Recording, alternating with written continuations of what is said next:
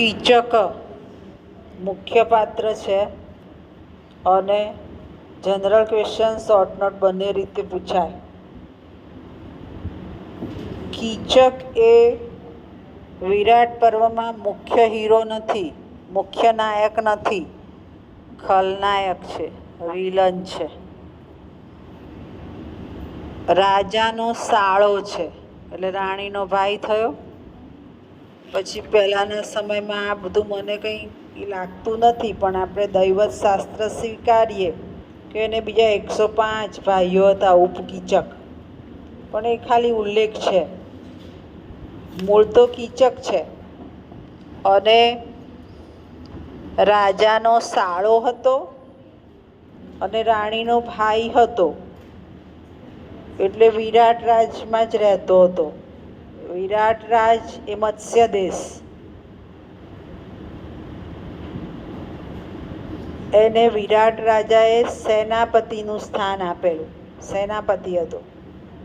સેનાપતિ હતો એટલે સ્વાભાવિક રીતે એની પાસે બળ પરાક્રમ હતા. કીચકના લીધે જ વિરાટ રાજાને સુશર્મા નામનો રાજા વારંવાર ચડાઈ કરતો હતો પણ હરાવી શકતો નહોતો. એટલે કીચક સેનાપતિ તરીકે સફળ જાતો હતો, વિરાટ રાજાનું રક્ષણ કરી શકતો હતો.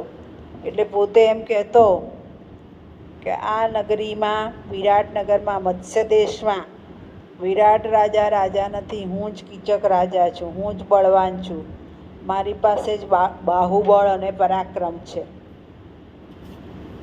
સેનાપતિની ઓળખાણ તો ખરી, સાથે સાથે પોતે રાજા તરીકે પણ ઓળખાવતો હતો. શરીર બળ પુષ્કળ હતું, પણ લાંબુ વિચારીને નિર્ણય લેવાની શક્તિ હતી નહીં.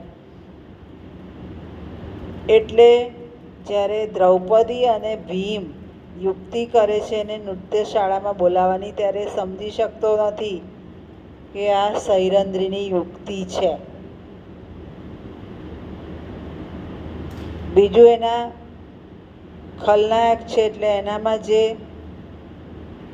કર્તાએ લક્ષણ આપ્યા છે કામાંધ છે, ગમે તે સ્ત્રીને જોઈને એની છેડતી કરે છે.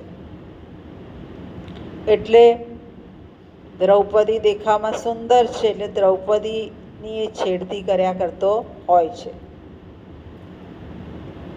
રાણી સુદેશના એ ભલે દ્રૌપદીને આશ્વાસન આપે કે હું સજા કરીશ ગુનેગારને, પણ એ જ એને એની મહેલમાં મદિરા લેવા મોકલે છે કે તું મદિરા લઈ આવ. ત્યારે રાણી સુદક્ષિણા હાજર નથી, ત્યાં કીચક હાજર છે.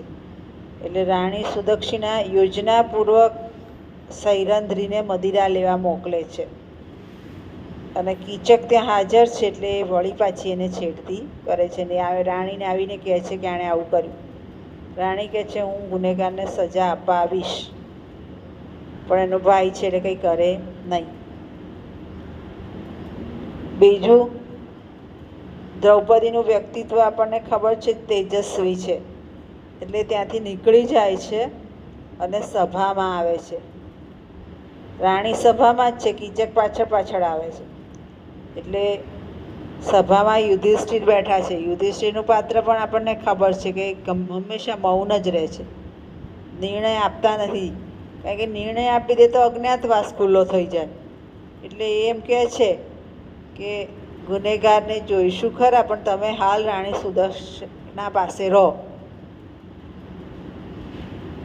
તો કીચકને એમ થાય છે કે મારું સાલું બળ છે ને આ બધા સાંભળે છે દ્રૌપદીને, અને રાજકીય વાતાવરણમાં વાત થાય છે એટલે કોઈ અજ્ઞાતવાસમાં છે પાંડવ, એટલે એ તો બોલી શકે નહીં, દ્રૌપદીથી સહન નથી થતું. તો કીચક એ સમયે વળી પાછું દ્રૌપદી પર ગુસ્સો કરી અને દ્રૌપદીને ભરી સભામાં પાદ પ્રહાર કરે છે. તમે જુઓ, દ્રૌપદીને વારંવાર અપમાન સહન કરવું પડ્યું છે, વારંવાર. એટલે દ્રૌપદી ત્યારે યુધિષ્ઠિર કે વિરાટ રાજા કે સુદેશના કરીશું એમ કહે છે, સજા આપીશું. એટલે એને ગુસ્સો આવે છે અને એ રસોઈયા તરીકે કામ કરતા બલ્લવ એટલે કે ભીમ પાસે જાય છે. ભીમ અને અર્જુન અજ્ઞાતવાસમાં પણ રસ્તો કાઢી શકતા હતા અને ભીમને પાસે જઈ ઊભી રહે છે. તો ભીમ એમ કહે છે કે અહીંયા નહીં, જે હોય જલ્દી કહી દે, કારણ કે પછી પાછો અજ્ઞાતવાસ ખુલ્લો થઈ જાય તો વળી પાછું 14 વર્ષ જવું પડે એવું હતું ને.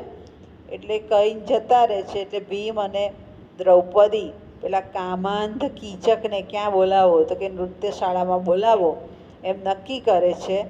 અને પેલું નૃત્યશાળામાં જાય છે પણ ખરો અને એનો ભીમ વધ કરે છે. બરાબર, આ કીચકનું પાત્ર. હવે કીચક કેવો છે તો આપણને મોટે ભાગે એનામાં કામાંધના લક્ષણ જોવા મળે છે. બીજું એમ કે વ્યક્તિને ખબર જ છે કે અહીંયા મારો નાશ થવાનો છે, છતાં એ પ્રવૃત્તિ કર્યા કરે છે, એવો કીચક છે. ત્યાર પછી એમ કે કૌરવ સેનામાં તો દુર્યોધન પણ છે, દુશાસન પણ છે, જે વિચિત્ર જ છે, જે ખલનાયક જેવા જ છે. પણ આની જે ખલનાયકી છે, આનું જે કપટ છે, આની જે કામાંધતા છે, એ તો નેવે મુકાઈ જાય એવી છે કે ભરસભામાં પણ દ્રૌપદીની સામે પાથ પ્રહાર કરે છે. અને એ રીતે જે કર્તા છે એની નફ્ફટાઈ બતાવવા માંગે છે કે ખલનાયક કેવો હોય, નફ્ફટ જ હોય. એ નફ્ફટાઈ અને કામાતુર અવસ્થા કીચકમાં જોવા મળે છે. ખ્યાલ આવી ગયો? સમજ પડી ગઈ?